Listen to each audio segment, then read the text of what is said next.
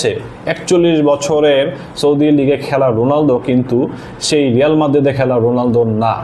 Roberto মার্টিনেজের tactics যেটা বললাম যে মিডফিল্ড থেকে প্লে মেকিংটা শুরু হবে, কিন্তু উইং থেকে বক্সে বেশি বেশি ক্রস করে চান্স ক্রিয়েট করা হবে। এইরকম ট্যাকটিক্স কিন্তু ক্রিস্টিয়ানো রোনালদো যে প্রাইম ভার্সনটা ছিল এইটার জন্য খুবই একটা পারফেক্ট ট্যাকটিক্স হইতো। বাট এটা কিন্তু রিয়াল মাদ্রিদের রোনালদো না, যে কিনা তার speed of the ball movement এবং ফিজিক্যালিটি দিয়ে সেই ক্রসগুলো কাজে লাগায় রেগুলার বেসিসে গোল করবে এবং কোনো কম্পিটিশনে হাই স্কোরার হবে। বয়স একটা বড় ফ্যাক্টর এবং টপ লেভেলের দীর্ঘদিন না খেলার অনভিজ্ঞতাও কিন্তু একটা ফ্যাক্টর হতে পারে। সো এই রোনালদোর কাছ থেকে সেই রিয়াল মাদ্রিদের রোনালদোর মতো গোল স্কোরিং অ্যাবিলিটি কিন্তু আশা করা লজিক্যালি ঠিক না, বাট অনেকে আশা করতেছে, এটা হচ্ছে ফ্যাক্ট। তবে রোনালদোর ব্যাপারে একটা জিনিস বলতে হয়, ক্রিস্টিয়ানো রোনালদো তার শুরুর দিকে একজন ফাস্ট এবং ট্রিকি উইঙ্গার ছিল, যে অনেক স্কিল দেখাইতো, ভালো ড্রিবলিং করতো কিছু এবং ফ্রিকিকেও রেগুলার বেসিসে গোল করতো।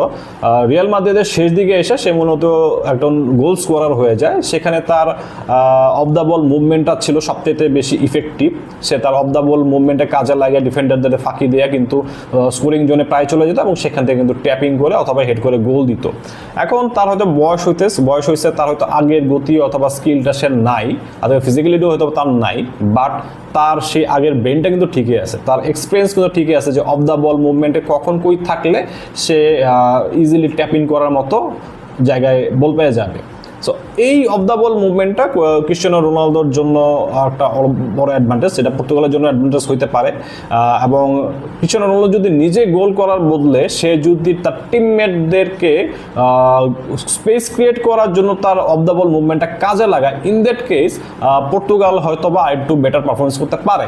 এখানে যেটা হবে যে অপোনেন্টের ফোকাস হয়তো থাকবে রোনালদোর দিকে, বাট রোনালদো যদি অপোনেন্ট ডিফেন্ডারদেরকে ড্র্যাগ করে আউট অফ পজিশন নিয়ে আসে, তাহলে পর্তুগালে তার আদার যে টিমমেটরা আছে সেই টিমমেটটা কিন্তু গোলে ভালো সুযোগ পাবে।